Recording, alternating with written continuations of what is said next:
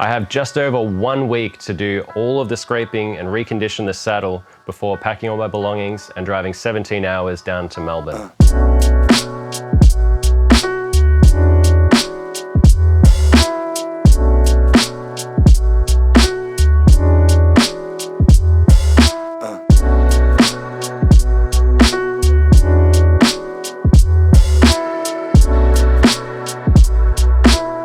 Some followers of my channel might have thought that I died.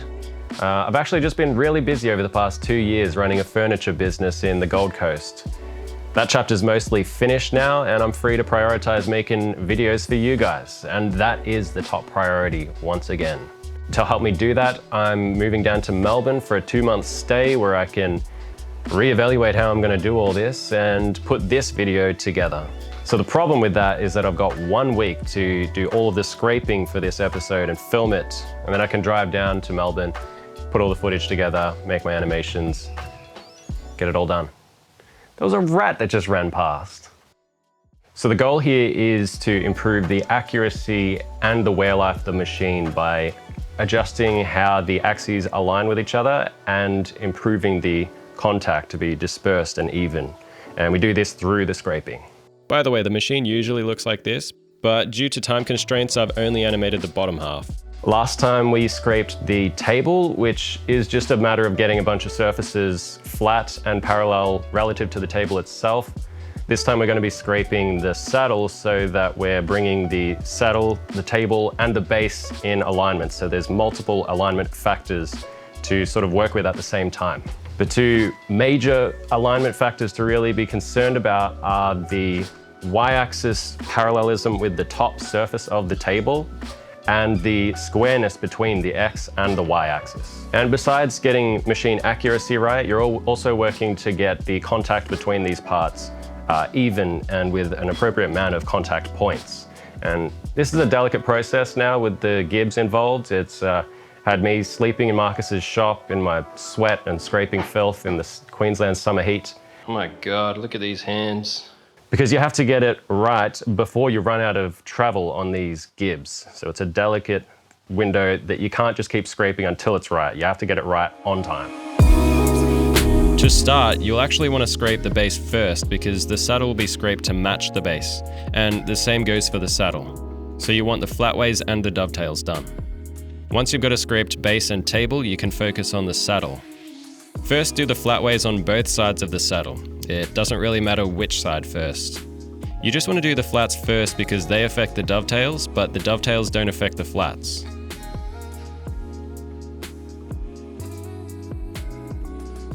Initially, just get the flats in good contact with each other with a center relief. Once the flats are stabilized and happy, you can assemble the base, saddle, and table to measure how parallel the table surface is with the y-axis travel and make adjustments to bring it in line.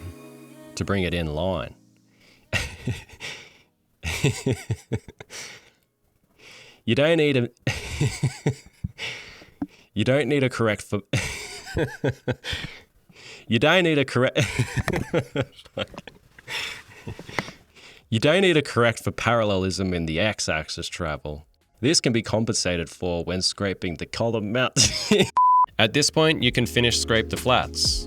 Next, you can do the dovetails. Again, it doesn't really matter which side first, just scrape them to improve contact initially.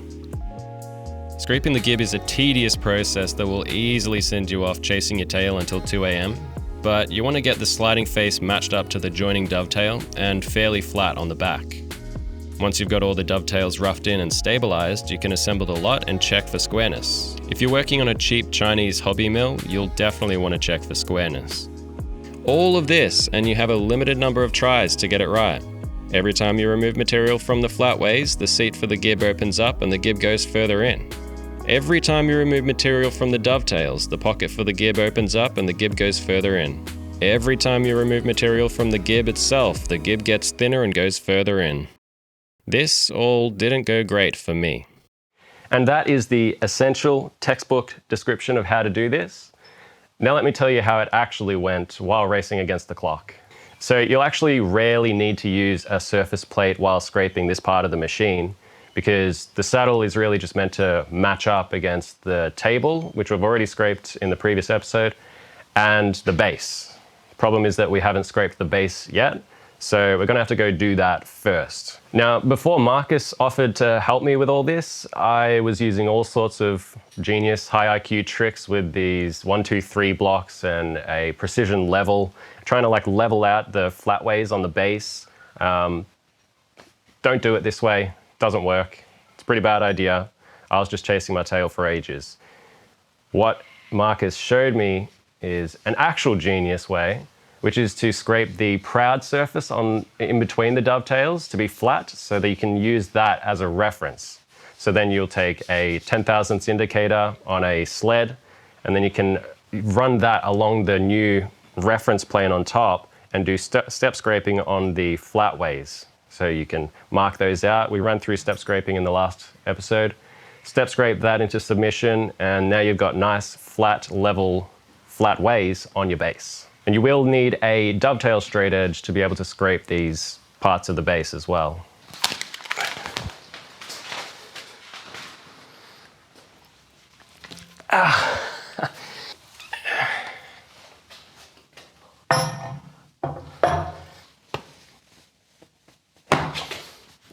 For the dovetails, start by getting just one of them straight and flat. Don't worry about really modifying the alignment of it. You're not really modifying it against any other thing. Should be straight enough from the factory. Just focus on printing that to get it a flat surface. So this is after we've just relieved a fair bit of material from the center section. Probably need to do more, but let's find out. This straight edge is too big for the job, but we don't have any real good ones available, so need to be careful about tilting it forward and back, otherwise it gives you a false print. And I've already basically screwed it up. It's very difficult.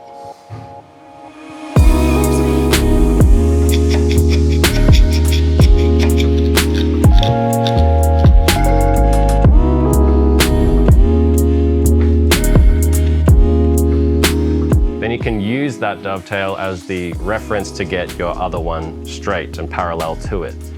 So the way you do that, just like in the last episode with the table, Hoffman rollers, precision ground cylinders essentially, put those in the dovetails, get a micrometer around those and measure across the apices of those. Then do that at intervals along the dovetail, mark those out, that's essentially step scraping at this point. Scrape those into submission and then focus on getting, just flat surfaces, printing that up, rough it, print it, finish it. I think that's about as good as I'm going to try and get it. That's pretty high PPI. Now I'm just going to measure the parallelism again, and then that's it. I'm out. The CNC conversion that I bought for this machine calls for a recess or a clearance to be machined through the saddle itself. And if you do this, it's probably going to release some internal stresses and cause it to spring out, and that'll change your engagement with the scraping. So do that first.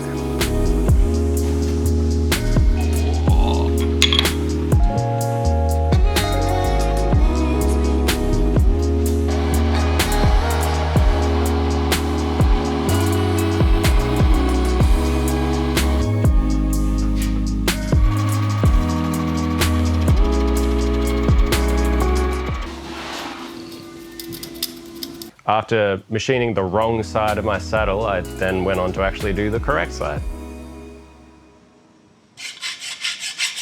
And get a close-up of... Welcome everybody to Christian's YouTube channel.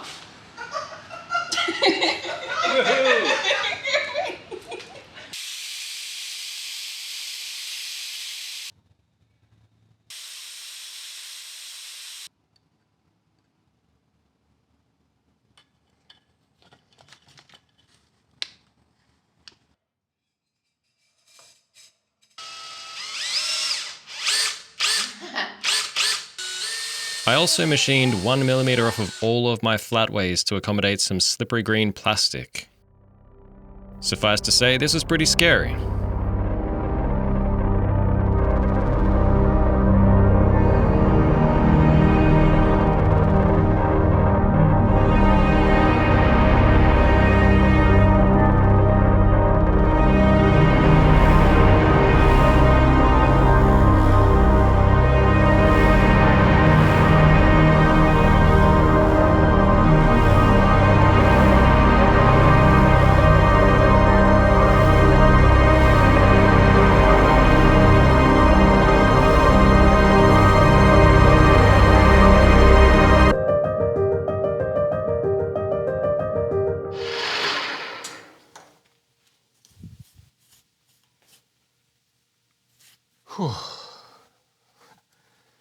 But with that done, I now need some slippery green plastic glued to my flatways. It's now Saturday morning and I've got a machine saddle and no slippery green plastic. And there's only one man who can glue that onto my saddle. And that man is Hans Leroy. Hans is a man with his own business and his own family, so, you know, I sent him a message in the morning and he could have easily told me to wait till next weekend, which would not work well for my deadline of 1 week.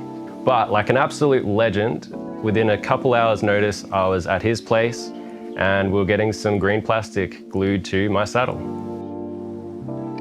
All right, here we go. Hi, I'm Hans. Good. Now you're thinking, what the hell is slippery green plastic? And why did I machine 1mm off a saddle that should be scraped within a fraction of a millimeter? Well, the green plastic is called Turcite. It's a variation of Teflon that's also got bronze particles in it. The most interesting fact about it is that it has an inverse pressure to friction relationship. So the more weight you put on it, the slipperier it gets. It also dampens vibrations and has a higher wear resistance. Besides that, it can also be used to restore material thickness on slideways, which is needed to maintain proper gib travel. I am Dr. Nick. To apply the Turcite, we needed to sweat the surface of any oils and moisture trapped in tiny little pores with some heat. Then sandblast it.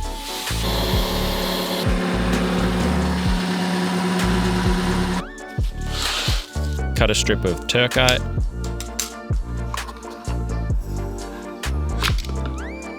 Yeah, scary shit. Mix up some Kung Pao chicken. and glue it down. Fairly thick layer. Yeah, fairly thick layer. So you know that you're gonna get good adhesion everywhere.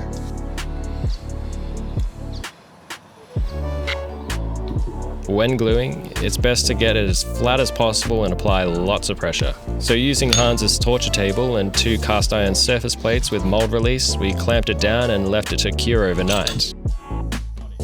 I'm told there are cases where you'd want to vacuum bag the part, but I guess that's for more complex jobs, where you can't just clamp it down flat to the table. So then Hans cooked me a nice Belgian lunch and he's a pretty good guy. Actually, he's creating his own content on scraping, so go check him out. I'll put a link in the thingo. So why did we actually need to take 1mm off and then put 3mm of Turcite back on to replace it? Well, this all has to do with the gib travel. And the gib is a thin piece of metal that's got a very shallow wedge shape. And that's basically used, it's inserted between the axes to capture the dovetails. And it's finely adjusted to take up any of the slop in that axis. If you go too far, you can either redo your Turcite, or you can glue a thin piece of Turcite to the back of your gib, or you can just make a new gib, all of which are terrible options. And if it comes to that, then God give me strength. Now the angle of the gib is obviously super shallow, so 1mm of thickness change in the gib causes like 20mm of change in its travel. But fortunately, you know, scraping is working with really small changes, so, you know, you can actually work with it.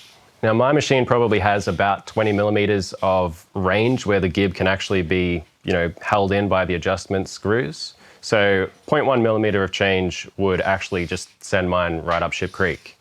But how did I know to take 1mm off?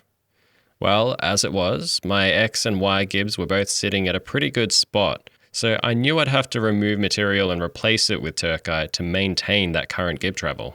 Marcus recommends having about 1.4mm of Turcite thickness at the end, but I knew I'd lose travel when I scraped the dovetails, so I'd have to make up for that thickness with the Turcite. One roughing pass of the dovetail only affected travel by about 0.5mm. At this point, I was confusing myself and just went with 1mm. I hope you're all as confused as me, or else I'm dumb. So it's safe to say I didn't have a lot of confidence and I didn't really know what I was doing. And once you take this material off, you can't put it back. And that's what makes it hard. Because we took 1mm off and put 3mm back, there was no chance of even getting the gib into its seat to start. So the easiest way to get it started is to machine a bunch of that Turcite back off. So we put it in the mill, face that off until it's getting about 1/3 or halfway into the seat. And then you can switch over to scraping to get everything actually dialed in properly.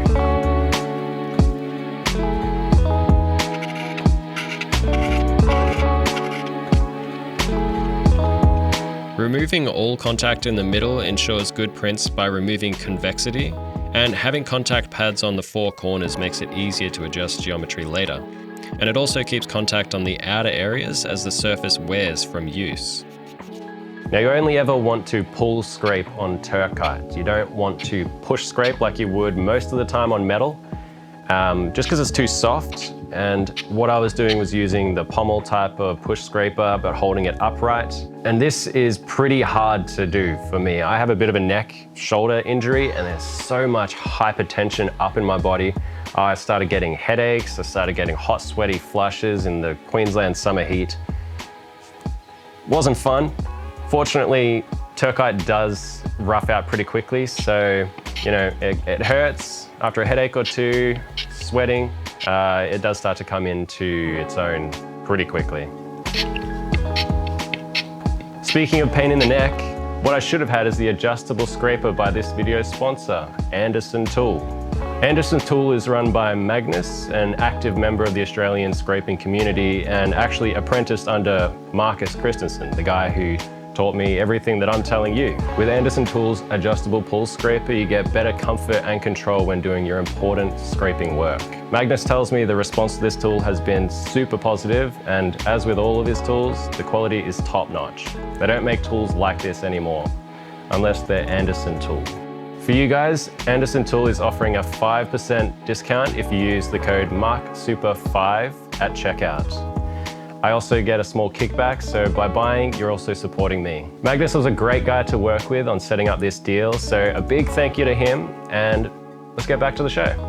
Another difference between scraping Turcite to metal is that where you would use a precision ground stone to knock down the highs and the burrs on metal, you use a razor blade to sort of scrape off this fluffy burr and a warding file to knock down the high points. I couldn't find Marcus's warding files, so I just used whatever I found. Turcite obviously compresses more than metal, so you need to press pretty hard while scraping to make deeper valleys to maintain those oil cavities. Pretty hard for plastic at least. You also want less contact area than metal because Turcite needs the surface pressure to take advantage of its low friction characteristics. Once the gib was about 20 millimeters away from being inside its operating range, I went ahead and checked the y-axis parallelism.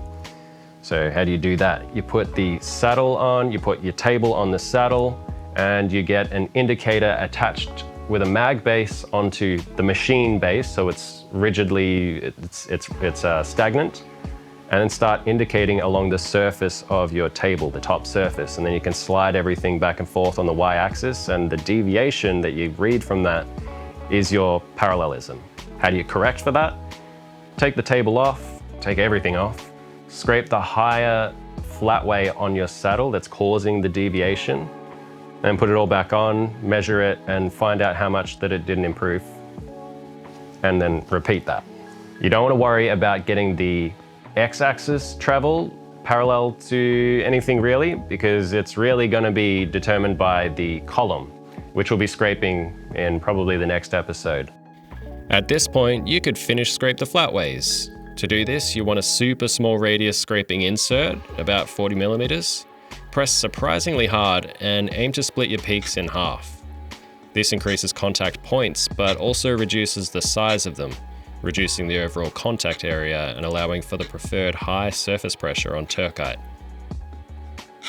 The deep scrapes also create very deep cavities to keep oil around the contact points. Eventually, you're going to have to decide when to stop scraping your flatways and switch to your dovetails and your gib.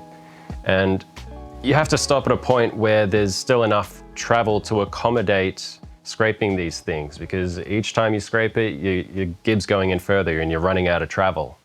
So, having never done this before, I was about as confident as a fat kid on a school sports day, And Marcus has his own family and business and life to take care of, so he can't hold my hand the whole time either. So what I did was basically just jump ahead and scrape all these other things a little bit to get an idea for how much they might change.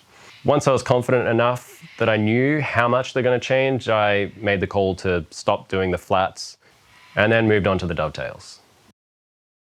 My y-axis gib had a bump in the middle area, which meant that it effectively had like a variable gradient relative to, how much I scrape it to how much further it'll go into its pocket after that. That's why I say that you want to scrape one side of this on the surface plate to make sure that you've got something reasonably flat and reliable so that each time you scrape it, it goes in a predictable amount more.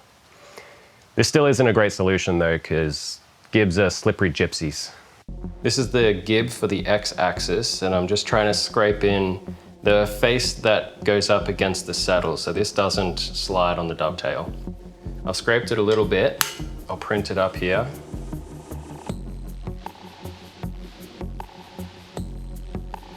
And you can see it's contacted in the middle. And do this. Not very hard.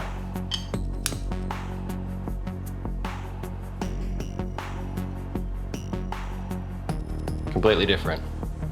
Just from a little bit of force bending it. So when I'm putting it in the vise and scraping it, that's bending it, that's changing it.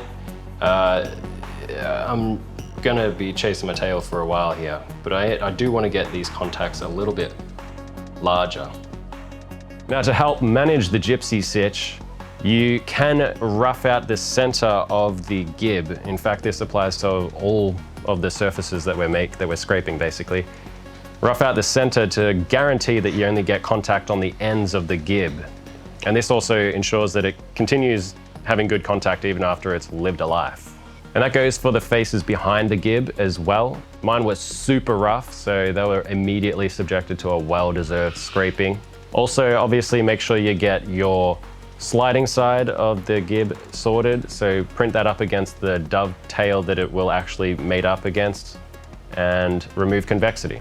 As if the gibs weren't already giving me a hard enough time, I was struggling to get the dovetails to fit up correctly such that they didn't rock back and forth. They might, sort of be out of parallel like that, and then the whole, casting rocks side to side. And at this point, it's Friday night. I need to be leaving on Sunday, and I've still got plenty of work to do, so it's getting a bit stressful. I start going back and forth, scraping the dovetails and the flats and the gib, just trying to get this thing to fit up correctly. I won't be able to finish on time. I still have to dial in the squareness on the dovetails, service the Sylvia, store things, and pack my belongings for the drive. I have to move the deadline back 2 more days. I spent all the time I could trying to finish. I gave up removing the rocking perfectly, and I just focused on squaring up the X and Y axes. Adjusting squareness is also a pretty big pain in the ass because, first of all, you need to have a precision square in the first place. Luckily, Marcus does have one already. Secondly, you have to assemble and disassemble basically the whole bottom assembly just to check it each time.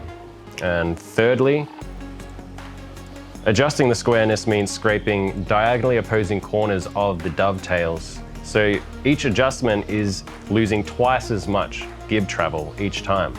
So it's a super painful process of, assemble it, put the saddle on, put the gib in, put the table on, put the gib in, get the square on top, put the dial on, the dial indicator on, square up the square with one of the axes, switch it around, measure it, find out how far off it is, scrape the diagonally opposing dovetails, put it all back together again, the saddle, the gib, the table, the gib, the screws, put it on the square, put it all back on, measure it, get it dialed in, find out how much it's not fixed by yet, and repeat the process again.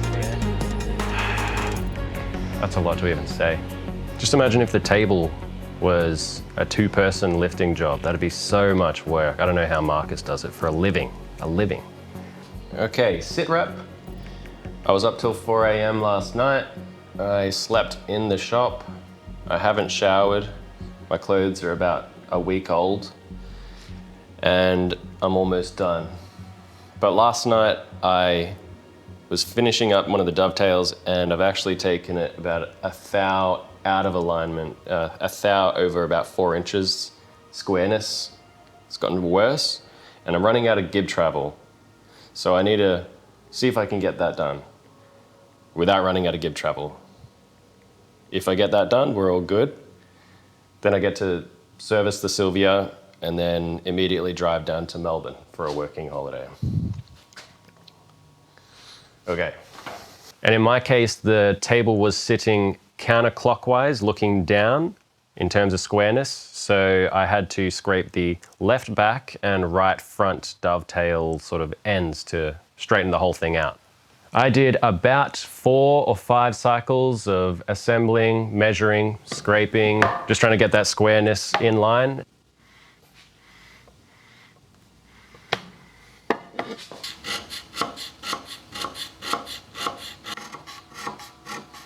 At this point, it's Monday night. My hands are swollen, sore, my back hurts, and I've got it within 1 thou over 6 inches for squareness. This is just gonna have to be good enough for a $3,000 hobby mill from China, and it's good enough to make a video out of. I'll probably still go back and work on it after I get back, but it's good enough to make a video out of. So if you guys appreciate the videos, I've recently made a Patreon page to help fund things going forward. Members there will get access to any CAD, 3D and texture files that are used to make the show, and access to extended cut, more detailed videos, ad-free and with director's commentary to, dig deeper for those who are really interested.